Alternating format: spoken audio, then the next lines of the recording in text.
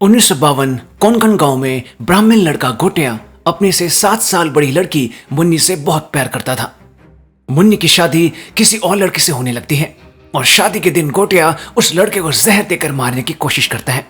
इस कारण गोटिया की मां उसे बहुत मारती है और समझाती है कि मुन्नी के साथ उसकी शादी नहीं हो सकती, लेकिन गोटिया नहीं समझता। इसी दिन इसका मुंडन भी हो जाता है। उसी दिन रात को गोटिया अपनी बहन गीता को लेकर घने जंगल में चेट्टुकुआड़ी नाम के खंडर में मौजूद बरगद के पेड़ के पास पहुंचता है, जहां काल देवत की मूर्ति थी। फिर काले जादू की एक किताब की मदद से वो काले जादू की विधि को शुरू करता है ताकि मुन्नी उसकी हो सके। गीता उसे समझाती है कि ये सब कुछ नहीं होता, लेकिन वो नहीं मानता। फिर पानी लाने के बहाने वो अपनी बहन को वहीं रोकने के लिए कहता है और फिर अचानक पीछे से उस पर हमला कर मारने की कोशिश करने लगता है, क्योंकि इस विधि के पूरा होने के लिए इंसान की बलि चाहिए थी। गीता अपने भाई को बहुत समझाती है, लेकिन गोटिया पर मुन्नी से शादी करने का भूत सवार था। वो गीता का गला चाकू से काटने ही वाला होता है कि तभी गीता खुद को बचाने के लिए गोटिया के द्वारा लाए हुए लाल रंग को उसकी आंखों में डाल देती है, जिसके कारण गोटिया कुछ देख नहीं पाता। और जैसे ही गीता पर दोबारा हमला करता है, उसका पैर फिसल जाता है और उसका सर काल देवत की मूर्ति पर बहुत जोर से लगता है, जिस कारण उसके सर से बहुत ज्यादा खून बहने लगता है।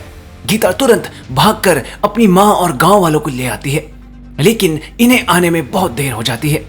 ज्यादा खून बहने के कारण गोटिया अपनी आखिरी सांसें ले रहा होता है और मुन्नी का नाम लेते लेते वो मर जाता है, क्योंकि गोटिया मुंडन के 10 दिन पूरे होने से पहले ही मर गया था। उसकी आत्मा ब्रह्म राक्षस न बन जाए, दाह संस्कार के बाद उसकी अस्थियों को बहाने के बजाय उस बरगद के पेड़ की जड़ में गाड़ दिया जाता है। इस घटना को कई साल बीत जाते हैं, जिसके बाद कहानी हमें हर समय डरे और सहमे से रहने वाले बिट्टू की जिंदगी में ले जाती है, जो अपनी माँ पम्मी के सलून में काम करता था। वो अपनी माँ और अपनी दादी गीता के साथ पुणे में रहता था। ये गीता गोटिया की ही बहन थी और बिट्टू के हर समय डरे और सहमे रहने का कारण वही बरगद का पेड़ था जहां गोटिया की मृत्यु हुई थी। उसे कहीं और कभी भी इस पेड़ के बुरे सपने आ जाते थे, जिसमें उसे किसी की डरावनी आवाज सुनाई देती थी जो कहती थी, बिट्टू चेट्टुकुआड़ी, बिट्टू चेट्टुकुआड़ी। इसलिए उसकी माँ और दादी बहुत कम ही उसे लेकर कोंकण गांव जाते थे। इसके बारे में उसकी दोस्त बेला भी उसे कई बार कह चुकी थी कि ये बीच बीच में तुझे हो क्या जाता है, तू अचानक कहाँ खो जाता है। बेला बिट्टू की बचपन की दोस्त थी, जो हाल ही में यूएसए से अपनी जुम्बा की पढ़ाई पूरी करके वापस आई थी। बिट्टू उसे बेहद पसंद करता था, लेकिन बेला अपने बॉयफ्रेंड कोबा से प्यार करती थी, जो उसे बेला की जुम्बा क्लासेस के ओपनिंग सेरेमनी में शादी के लिए प्रपोज भी कर देता है। कुछ समय बाद बिट्टू के परिवार को गीता के छोटे बेटे बालू की बेटी रुक्कू की मंगनी में शामिल होने के लिए मजबूरन कोंकण गांव जाना पड़ता है। पम्मी गांव जाना नहीं चाहती थी, क्योंकि उसकी बलू से बिल्कुल नहीं बनती थी और वो बिट्टू को भी गांव ले जाना नहीं चाहती थी। लेकिन पम्मी रुक्कू को अपनी बेटी जैसी मानती थी और अपनी सास गीता के कहने पर कि वो आखिर कब तक बिट्टू को गांव जाने से रोकेगी, वो उसे गांव ले आती है। गांव पहुंचकर रुक्कू और बिट्टू शाम को समंदर किनारे घूमने जाते हैं, जब अचानक बिट्टू को समंदर पार घने जंगल और खंडर को देखकर फिर से उस बरगद के पेड़ के बुरे सपने आने लगते हैं, जिसमें वही डरावनी आवाज उसे पुकारते हुए बिट्टू चेट्टुकुआड़ी कहने लगती है। और फिर उसे एक आदमी भी दिखता है जो किसी चीज को देख डर कर भाग रहा था। तभी रुक्कू बिट्टू को इस बुरे सपने से जगाती है। बिट्टू तुरंत कहता है, तू कुछ जानती है मेरे पापा की मौत के बारे में? रुक्कू मना करती है। फिर बिट्टू रुक्कू से उस समंदर पार जगह के बारे में पूछने लगता है। रुक्कू से बताती है कि वो जगह चेट्टुकुआड़ी है, जो श्रापित है और वहां कोई नहीं जाता। रात को उधर घर पर बालू अपनी माँ गीता को चेट्टुकुआड़ी की जमीन को बेच देने के लिए जोर डाल रहा होता है, जिसके लिए गीता बिल्कुल तैयार नहीं होती, ये कहते हुए कि वो जमीन श्रापित है। तो बालू कहता है, इसलिए तो हमें वो जमीन बेच देनी चाहिए माँ, लेकिन गीता नहीं मानती। तो बालू गुस्से में कहता है, जब बड़े भैया ने इस पंजाबन के पार्लर के लिए वो जमीन बेचनी चाहिए तब तो तुम मान गई थी माँ। तभी बिट्टू और रुक्कू भी वहां आ जाते हैं। बालू फिर कहता है, इस पंजाबन के चक्कर में मेरा भाई उस पेड़ को जलाने चला गया और उसके बाद जो हुआ सब जानते हैं। तभी बिट्टू कहता है, क्या हुआ था मेरे पापा को? बालू कहता है, तुम दोनों ने अभी तक इसे बताया नहीं कि इसका बाप कैसे मरा था। फिर वो बिट्टू की तरफ देखकर कहता है, तेरा बाप रात को चेट्टुकुआड़ी गया था उस पेड़ को जलाने, पैर फिसलकर समंदर में गिरकर डूब गया तेरा बाप।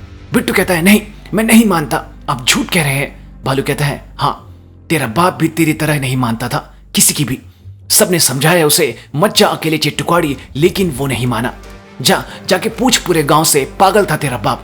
ये सुन बिट्टू गुस्से में रोते हुए वहां से चला जाता है और अपनी स्कूटी लेकर चिट्टू की तरफ निकल पड़ता है। कुछ समय बाद बिट्टू चिट्टू के उस खंडर में पहुंच जाता है जहां उसे वो बरगद का पेड़ दिखता है जो उसे सपने में आता था। वो धीरे धीरे इस पेड़ की तरफ बढ़ने लगता है कि तभी उसे कोई चीज इस पेड़ पर यहां से वहां भागती हुई दिखती है। बिट्टू तुरंत अपनी मोबाइल की टॉर्च से इधर उधर देखने की कोशिश करने लगता है कि तभी उसे एक छोटा सा राक्षस उसकी तरफ गुर्राता हुआ आता दिखता है। उधर सभी लोग बिट्टू को ढूंढ रहे होते हैं। जब बालू को पता चलता है कि बिट्टू की स्कूटी चिट्टू के पास मिली है, गीता बालू को कहती है अभी जाकर उसे लेकर आओ, लेकिन बालू रात में चिट्टू जाने से साफ मना कर देता है, जिसके चलते गीता खुद ही जाने का फैसला करती है। वो अपनी एक पुराने संदूक से कुछ निकालती है और चिट्टू की तरफ निकल पड़ती है। कुछ समय बाद गीता भी उस पेड़ के पास पहुंच जाती है। उसे देख वो छोटा राक्षस कहता है आ गई गीता तू। गीता डरते हुए कहती है बिट्टू कहाँ है? वो राक्षस कहता है अच्छा तो इसका नाम बिट्टू है। तभी गीता देखती है कि पेड़ की लताओं के बीच इस राक्षस ने बिट्टू को पकड़ कर रखा हुआ था, जो फिर कहता है मैं बरसों से यहां बंद हूं, आखिरकार मेरा वंशज आ ही गया और अब मैं आजाद हो जाऊंगा। गीता गुस्से से कहती है भैया छोड़ दो बिट्टू को, वरना। असल में यह राक्षस गोटिया था जो मरने के बाद मुंजिया बन गया था, जिसका मतलब होता है भूत। लेकिन उल्टा मुंजिया अपने पंजों से जैसे ही पेड़ पर खुरचता है, पेड़ की बेलें बिट्टू का गला बुरी तरह घोटने लगती हैं। उसी पल गीता अपने साथ लाए हुए थैले से एक छड़ी निकालती है, जिसे जैसे ही वो हवा में लहराती है मुंजिया बुरी तरह डर जाता है। असल में ये छड़ी उसकी माँ की थी। गीता जैसे ही ये छड़ी लेकर पेड़ की तरफ बढ़ती है, पेड़ की बेलें अपने आप ही पीछे हटने लगते हैं। वो तुरंत बिट्टू को इस पेड़ की बेलों से आजाद करने लगती है कि फिर से मुंजिया इनकी तरफ बढ़ने लगता है। उसी पल गीता छड़ी से पेड़ पर एक जोरदार वार करती है। मुंजिया वहां से भाग जाता है। गीता तुरंत बिट्टू को वहां से लेकर जाने लगती है कि तभी अचानक पीछे से मुंजिया बिट्टू की पीठ को छूता है, जिसके कारण बिट्टू बुरी तरह से दर्द से चीखने लगता है। गीता तुरंत छड़ी से मुंजिया के हाथ पर वार कर उसे वहां से भगा देती है। अगले ही पल ये दोनों चिट्टू से भागकर समंदर किनारे पहुंच जाते हैं। बिट्टू के पूछने पर उसकी दादी उसे बताती है कि वो एक मुंजिया है जो एक समय पर उसका भाई हुआ करता था। बिट्टू कहता है मुझे इसी के डरावने सपने आते थे। गीता कहती है हाँ तुम्हारे पिता को भी ऐसे ही बुरे सपने आते थे। फिर गीता कहती है इतने साल तुझसे सब कुछ छुपाया, लेकिन तुझे ये सब कुछ किस मुंह से बताती? मेरी ही गलती थी जो उस दिन तेरे पिता को वहां जाने दिया। लेकिन तू चिंता मत कर, वो मुंजिया यहाँ नहीं आ सकता, क्योंकि उसकी अस्थियों को वहां गाड़ कर उसे उस पेड़ से बांध दिया गया है। तभी अचानक बिट्टू को अपनी पीठ पर बहुत तेज दर्द होने लगता है। गीता देखती है कि बिट्टू की पीठ पर जिस जगह मुंजिया ने छुआ था वहां उसके हाथ का निशान बन गया था जो आग की तरह जल रहा था। गीता तुरंत अपनी छड़ी निकालकर इधर उधर देखने लगती है। अचानक बिट्टू की पीठ पर वो निशान गायब हो जाता है। तभी बिट्टू अपनी दादी के पीछे देखता है कि मुंजिया धीरे धीरे उनके गले को पकड़ रहा था। वो कुछ कर पाता उससे पहले ही मुंजिया उनके गले को मोड़कर उन्हें मार डालता है। फिर वो बिट्टू के ऊपर कूद पड़ता है। अगले दिन बिट्टू को हॉस्पिटल में होश आता है। होश में आते ही वो अपनी दादी के बारे में पूछता है। पम्मी और रुक्को उसे रोते हुए बताते हैं कि उसकी दादी नहीं रही। बिट्टू ये खबर सुन अपने होश हवास खो बैठता है। कुछ समय बाद बिट्टू की दादी का अंतिम संस्कार कर दिया जाता है, जहां बालू बिट्टू और पम्मी को कोसने लगता है कि इनके कारण ही पहले उसके बड़े भाई और अब उसकी माँ की मौत हुई। इस बात को सुन पम्मी गुस्से में बिट्टू को लेकर वहां से वापस पुणे के लिए निकल जाती है। बस से वापस पुणे जाते हुए शाम हो जाती है, जब अचानक फिर से बिट्टू के पीठ पर तेज दर्द होने लगता है। तभी बिट्टू के आगे बैठी औरत उससे लड़ने लगती है, ये कहकर कि इस लड़के ने उसे चूटी मारी है। बिट्टू मना करता है, लेकिन वो औरत बिट्टू के साथ बुरी तरह से लड़ने लगती है। पम्मी लड़ाई रोकने के लिए बिट्टू को पीछे बैठा देती है और तभी उसे मुंजिया की आवाज आती है, जो बस की पिछली सीट से बाहर आता है। इसी ने ही उस औरत को चूटी मारी थी। मुंजिया बिट्टू के सामने बैठ जाता है और कहता है आखिरकार तूने मुझे चिट्टू से आजाद कर ही दिया, अब तू मेरा पेड़ है। तभी बस की लाइट जलती है और अचानक मुंजिया गायब हो जाता है। बिट्टू इधर उधर देखता है, लेकिन मुंजिया कहीं नहीं होता।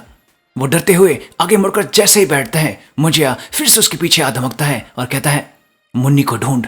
ये कहते ही वो फिर से गायब हो जाता है, जिसके बाद बिट्टू के कानों में मुंजिया की आवाज पूरी तरह गूंजने लगती है, मुन्नी को ढूंढ, मुन्नी को ढूंढ। उसी दिन रात को घर पहुंचकर बिट्टू सो जाता है, जब फिर से मुंजिया उसे बुरी तरह डराने लगता है और बार बार उसे मुन्नी को ढूंढने की बात कहने लगता है। बिट्टू उसे मना करते हुए कहता है कि नहीं, मैं किसी मुन्नी को नहीं ढूंढूंगा, तूने मेरी दादी को मारा है। तभी मुंजिया बाहर जाकर बिट्टू की माँ पम्मी पर स्ट्रीट लाइट को तोड़कर फेंक देता है और बिट्टू की तरफ देखकर कहता है, मुन्नी को ढूंढ अभी। बिट्टू को मजबूरन मुंजिया की बात माननी पड़ती है। रात भर बिट्टू मुंजिया को अपनी पीठ पर उठाए मुन्नी की तलाश करता है, जिसके बारे में उसे कुछ पता ही नहीं था। अगले दिन भी मुंजिया बिट्टू को हर जगह परेशान करने लगता है और उसे मुन्नी को जल्द से जल्द ढूंढने के लिए दबाव डालने लगता है। हर दिन रात भर बिट्टू मुंजिया को लिए मुन्नी की तलाश में जाने लगता है और सुबह होने पर घर वापस लौटता है। पम्मी बिट्टू की अजीब हालत को देख उसके दोस्त दिलजीत को बुला लेती है, जो बिट्टू से पूछता है कि कहीं वो अपनी दादी की मौत के सदमे में नशे तो नहीं करने लगा। बिट्टू दिलजीत को अपनी पीठ पर मुंजिया के हाथ का निशान दिखाकर सारी बात बताता है, लेकिन दिलजीत उसकी बातों पर विश्वास नहीं करता। तभी रात हो जाती है और बिट्टू की पीठ का निशान जलने लगता है। दिलजीत को बिट्टू की बातों पर विश्वास हो जाता है। बिट्टू उसे बताता है कि सिर्फ वो ही उसे सुन और देख सकता है, लेकिन शायद अगर वो भी ध्यान से सुने तो उसे मुंजिया की आवाज जरूर सुनाई दे जाए। इसके बाद ये दोनों मुंजिया का इंतजार करने लगते हैं। काफी देर होने पर दिलजीत बिट्टू को कहता है, कहाँ है तेरा ये मुंजिया? कि तभी मुंजिया दिलजीत के कान में जोर से चिल्लाता है, जिसके कारण वो बुरी तरह से डर जाता है। दिलजीत मुंजिया को देख नहीं पा रहा था, लेकिन उसने उसकी आवाज सुन ली थी। मुंजिया इन दोनों को कुछ देर घूर कर देखने के बाद वहां से चला जाता है, जिसके बाद दिलजीत पूछता है, भाई इसे चाहिए क्या? बिट्टू से बताता है कि राक्षस किसी मुन्नी नाम की लड़की से शादी करना चाहता है। दिलजीत कहता है, बिना किसी डिटेल्स के हम उस मुन्नी को ढूंढेंगे कैसे? फिर दिलजीत कहता है, मैंने हॉलीवुड फिल्मों में देखा है कि कैसे भूतों से बात करते हैं। अगले ही पल दिलजीत अंग्रेजी में कुछ मंत्रों का उच्चारण कर मुंजिया से बात करने की कोशिश करने लगता है। मुंजिया से इन्हें मुन्नी का पूरा नाम पता चल जाता है, जो कि मुन्नी कानितकर था। बिट्टू दिलजीत को कहता है कि मुंजिया मुन्नी को बचपन से जानता था, जिसका मतलब है कि वो मेरे ही गांव की है, तो जरूर गांव से हमें इस लड़की के बारे में पता लग सकता है। गांव में रुक्कू से इस बारे में बात करने पर वो इन्हें मुन्नी कानितकर की एक पुरानी तस्वीर भेजती है, जिसे देख ये चौंक पड़ते हैं, क्योंकि मुन्नी की शक्ल हूबहू बेला से मिलती थी। वो समझ जाते हैं कि बेला की दादी माँ ही असल में मुन्नी कानितकर है, जो पुणे में ही बेला के साथ रहती थी। उसी पल मुंजिया वहां आ जाता है और इन दोनों को उसी पल बेला के घर चलने के लिए कहने लगता है। ये दोनों बेला के घर पहुंच जाते हैं, लेकिन बिट्टू जब मुंजिया को मुन्नी से मिलवाता है वो गुस्सा करने लगता है। बिट्टू को कुछ समझ नहीं आता कि मुंजिया अभी भी गुस्सा क्यों कर रहा है। वहां बिट्टू बेला से भी मिलता है, बातें करते हुए जो उसे बताती है कि किसी लड़ाई के कारण उसका कोबा से ब्रेकअप हो गया है। इस दौरान मुंजिया भी बेला को देख लेता है।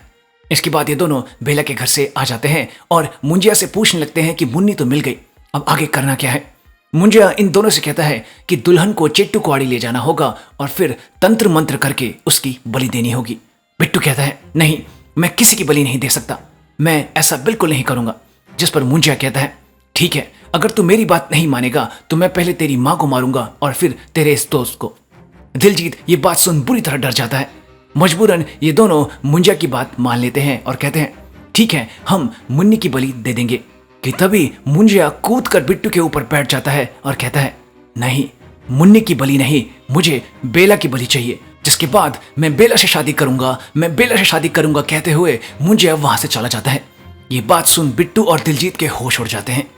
अगले दिन दिलजीत बिट्टू को पादरी एल्विस करीम प्रभाकर के पास ले आता है, जो भूतों को भगाने का काम करते थे।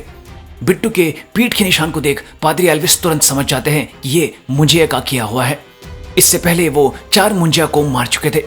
वो इन दोनों को बताते हैं कि जब भी कोई ब्राह्मण लड़का अपनी मुंडन के 10 दिन के भीतर मर जाता है, वो एक ब्रह्म राक्षस, जिसे मुंजिया कहते हैं, वो बन जाता है और जो भी उसके अधूरी इच्छा होती है उसे वो पूरा करने की कोशिश करता है। इसलिए इस राक्षस को एक पेड़ से बांध दिया जाता है ताकि वो किसी को परेशान ना कर सके।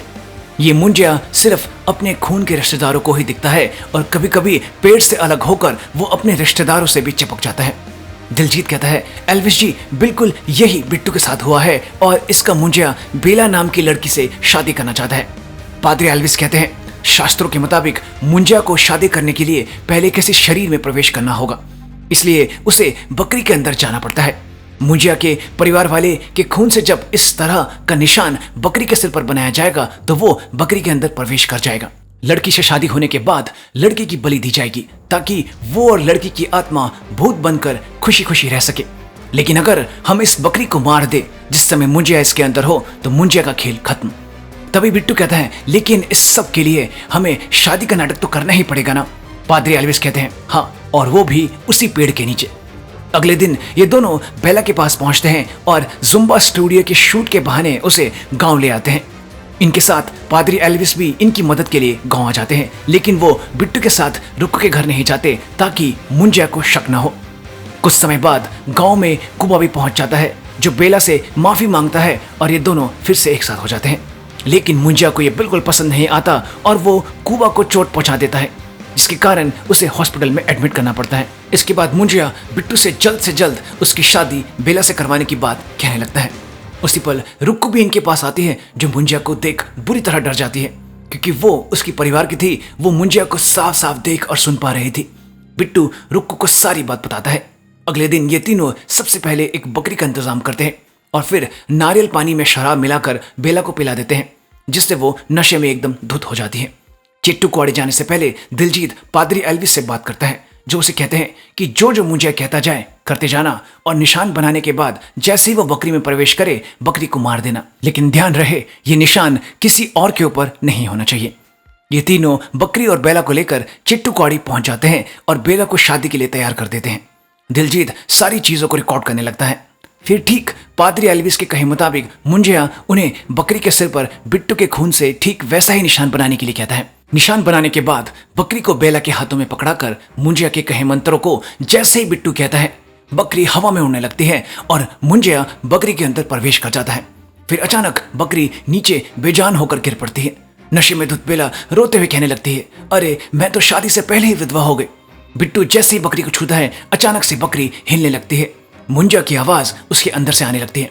बिट्टू तुरंत उसे पकड़ लेता है और रुक्कू को पादरी एल्विस के बताए मंत्रों को पढ़ने के लिए कहता है। मुंजिया बुरी तरह से चिल्लाते हुए कहता है साले धोखा दिया तूने मुझे। रुक्कू तुरंत मंत्रों को पढ़ने लगती है कि तभी बेला नशे की हालत में इनके बीच आकर बकरी को पकड़कर कहती है देखो मैंने बिल्कुल अपने दूल्हे जैसा निशान बना लिया है, एकदम मैचिंग। तभी दोनों के माथे का निशान चमकने लगता है और अचानक बहुत तेज रोशनी चमकती है। बिट्टू देखता है कि बेला अजीब ढंग से अपने सिर को नीचे किए हुए बैठी होती है। वो जैसे ही उसके कंधे पर हाथ रखता है बेला बुरी तरह से गुर्राती है। उसका चेहरा बिल्कुल बदल चुका था। मुंजिया अब बेला के अंदर घुस गया था। क्योंकि बेला का शरीर नशे में था मुंजिया उसके शरीर को संभाल नहीं पाता और जैसे ही वो बिट्टू पर गुस्से से हमला करने लगता है पेड़ की जड़ से उसका पांव टकराता है और वो नीचे गिरकर बेहोश हो जाता है। उसी पल बिट्टू कहता है अगर मुंजिया बेला के शरीर में है तो बेला की आत्मा बकरी के अंदर चली गई है। ये तीनों तुरंत बकरी को लेकर वहां से भाग जाते हैं। ये सारी बात वो पादरी एल्विस को भी बता देते हैं जो उन्हें घर पहुंचने के लिए कहते हैं। ये तीनों घर पहुंचते हैं लेकिन उसी वक्त बालू का दोस्त उसकी बकरी कहकर इनसे वो बकरी छीन लेता है और दोनों उसे लेकर वहां से चले जाते हैं। ये तीनों अंदर आकर बिट्टू की माँ पम्मी को सारी बात बताते हैं कि तभी दरवाजे पर बहुत जोर से दस्तक होती है और अगले ही पल मुंजिया दरवाजा तोड़कर अंदर आ जाता है। मुंजिया को देखते ही सभी लोग डर के मारे घर से बाहर की तरफ भाग पड़ते हैं। जैसे ही पम्मी और बिट्टू घर से बाहर भागकर आते हैं मुंजिया दोबारा से उनके सामने आ जाता है कि तभी उसके पीछे से एक सीटी की आवाज आती है। ये पादरी एल्विस थे। मुंजिया जैसे ही पीछे मुड़ता है पादरी एल्विस उसकी आंखों में तिलिस्मी नमक डाल देते हैं जिससे वो कुछ समय के लिए अंधा हो जाता है। पादरी एल्विस तुरंत मुंजिया के चारों तरफ तिलिस्मी नमक से एक घेरा बना देते हैं जिससे मुंजिया बाहर नहीं निकल सकता था। फिर वो तुरंत पूछते हैं बकरी किधर है, हमें इनकी आत्मा की अदला बदली करनी होगी। सभी उन्हें बताते हैं कि उसे बालू ले गया है। अगले ही पल ये सभी बालू के पास पहुंचते हैं लेकिन बहुत देर हो चुकी थी। बालू बकरी को खा गया था। उधर रुक्कू और दिलजीत मुंजिया पर नजर रख रहे होते हैं जब दिलजीत रुक्कू को वहीं रुकने के लिए कहकर टॉयलेट करने चला जाता है। उसी पल अचानक रुक्कू को बेला की रोने की आवाज आती है जो उसे इस राक्षस से बचाने के लिए कहने लगती है। रुक्कू खुद को रोक नहीं पाती और जैसे ही उस तिलिस्मी घेरे के अंदर घुसकर बेला को छूती है वो मुंजिया को इस घेरे से आजाद कर देती है। उधर दिलजीत को टॉयलेट करते हुए अचानक वो बकरी दिख जाती है जिसके अंदर बेला की आत्मा थी। उधर मुंजिया अगले ही पल उस जगह पहुंच जाता है जहां बिट्टू और बाकी लोग मौजूद थे और सीधा बिट्टू की जान के पीछे पड़ जाता है। बिट्टू तुरंत खुद को मुंजिया से बचाते हुए उस पर एक भारी जाल डाल देता है जिसमें मुंजिया बुरी तरह से फंस जाता है। उसी पल पादरी एल्विस कहते हैं अगर इस बालू ने बकरी खाई है तो अभी भी बेला की आत्मा इसके अंदर होगी हमें वो आत्मा इसके अंदर से निकालनी होगी। पादरी एल्विस के कहने पर पम्मी तुरंत बालू को रस्सी से कसकर पकड़ लेती है और पादरी एल्विस बालू के हाथ को काटकर उसके खून से उसके माथे पर वही निशान बना देते हैं। उधर मुंजिया खुद को जाल से आजाद कर लेता है और बालू भी। तभी दिलजीत वहां पहुंचता है और बिट्टू को बताता है कि ये रही बेला वाली बकरी। बालू का दोस्त बोलता है, हो सकता है मैंने शायद दूसरी बकरी काट दी होगी। पादरी एल्विस कहते हैं, ओ नहीं, तीनों पर वही निशान है। उसी पल मुंजिया, बालू और बकरी के माथे का निशान चमकने लगता है और ये तीनों हवा में उड़ने लगते हैं। एक बार फिर से तेज रोशनी चमकती है।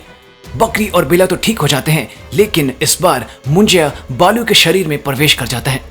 सभी लोग मुंजिया को रोकने की बहुत कोशिश करते हैं, लेकिन वो एक एक करके सभी लोगों को घायल कर देता है। फिर वो बेला की तरफ बढ़ने लगता है। बिट्टू बेला को लेकर वहां से भाग जाता है। पादरी एल्विस मुंजिया को रोकने की कोशिश करते हैं, लेकिन वो भी उसे रोक नहीं पाते। बिट्टू और बेला समुद्र किनारे तेजी से भाग रहे होते हैं, लेकिन उनका रास्ता मुंजिया रोक लेता है। फिर वो तेजी से भागता हुआ आता है और बिट्टू को पकड़कर जोर से जमीन पर पटकता है, जिसके कारण बिट्टू का सर बुरी तरह से चकरा जाता है।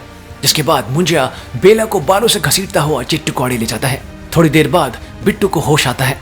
वो चिट्टू कौड़ी की तरफ देख बुरी तरह से रोने लगता है कि तभी उसके सामने उसकी दादी प्रकट होती है, जो उसे समझाती है और हिम्मत दिलाते हुए कहती है, तुम जानते हो बिट्टू, इन राक्षसों में ताकत कहां से आती है?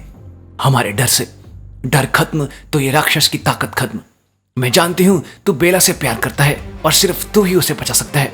पूरी जिंदगी तू एक हवा का झोंका बनकर रहा है, लेकिन अब तुझे तूफान बनना होगा।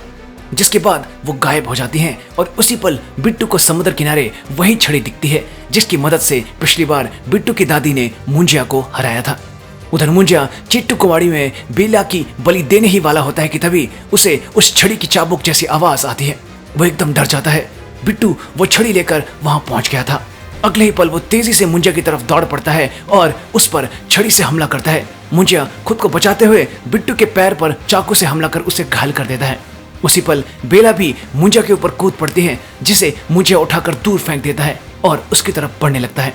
तभी बिट्टू अपनी छड़ी से मुंजिया की पीठ पर जोर से मारता है। मुंजिया बुरी तरह से चीख पड़ता है और बिट्टू देखता है कि मुंजिया की पीठ पर छड़ी के वार से निशान बन गया था, जो बुरी तरह से जल रहा था। बिट्टू तुरंत फिर से मुंजिया पर फार करता है, लेकिन वो वहां से भागकर पेड़ों में छुप जाता है। बिट्टू और बेला मुंजिया को इधर उधर ढूंढने लगते हैं, जब वो फिर से बिट्टू पर हमला कर उसका गला बुरी तरह से घोटने लगता है। बेला तुरंत एक पत्थर से मुंजिया के चेहरे पर वार करती है। गुस्से में मुंजिया अब उसका गला घोटने लगता है। उसी पल बिट्टू छड़ी से मुंजिया की पीठ पर बुरी तरह मारने लगता है और उसे मारते हुए पेड़ के पास ले आता है। बिट्टू दोबारा से हमला करता है, लेकिन इस बार मुंजिया उसके हाथ को पकड़ लेता है और उसे गले से उठाकर पेड़ पर जोर से मारता है। फिर हंसते हुए मुंजिया कहता है, तू कुछ नहीं बिगाड़ सकता मेरा, मैं एक ब्रह्म राक्षस हूं। बिट्टू का दम बुरी तरह से घुट रहा था। अपनी चोट लगे हाथ को वो ऊपर उठाकर कहता है, तू कोई राक्षस नहीं, तू सिर्फ एक बेवकूफ बच्चा है। और तभी बिट्टू मुंजिया के चुंगल से छूट जाता है। मुंजिया बुरी तरह से हिलने लगता है। असल में बिट्टू ने छड़ी की मदद से बालू के शरीर पर वो निशान बना दिया था और ठीक वैसा ही निशान अपने खून से पेड़ पर भी। बालू का शरीर हवा में उड़ने लगता है और फिर मुंजिया की आत्मा उसके शरीर से निकलकर पेड़ के अंदर प्रवेश कर जाती है। बालू को होश आ जाता है और खुद को चिट्टू कुआड़ी में देख वो डर के मारे वहां से भाग जाता है। लेकिन उधर अचानक बरगद के पेड़ की बेलें बुरी तरह से हिलने लगती हैं और फिर पेड़ के अंदर से मुंजिया बाहर निकलता है। वो बहुत कोशिश करता है खुद को पेड़ से अलग करने की, लेकिन नहीं कर पाता। वो अब पेड़ का हिस्सा बन चुका था, लेकिन अब वो पेड़ की बेलों को अपने हाथों की तरह इस्तेमाल कर पा रहा था। गुस्से से आग बबूला मुंजिया पेड़ की बेलों से बिट्टू और बेला पर हमला करता है। बिट्टू बेला को बचाने के लिए एक तरफ धक्का दे देता है और पेड़ की बेलें उसे जोर से जमीन पर गिरा देती हैं, जिसके कारण पास में पड़ी एक मशाल भी नीचे गिर जाती है। इसके बाद मुंजिया पहले बेला को एक बेल से बांधकर हवा में लटका देता है और फिर बिट्टू को भी एक दूसरी बेल से बांधकर अपनी तरफ खींचने लगता है। बिट्टू मुंजिया की तरफ खींचने लगता है। वो तुरंत गिरी हुई मशाल को पकड़कर पेड़ की इस बेल पर मारने लगता है। उधर बेल से लटकी हुई बेला पास ही में जमीन पर मिट्टी के तेल का डब्बा देख लेती है।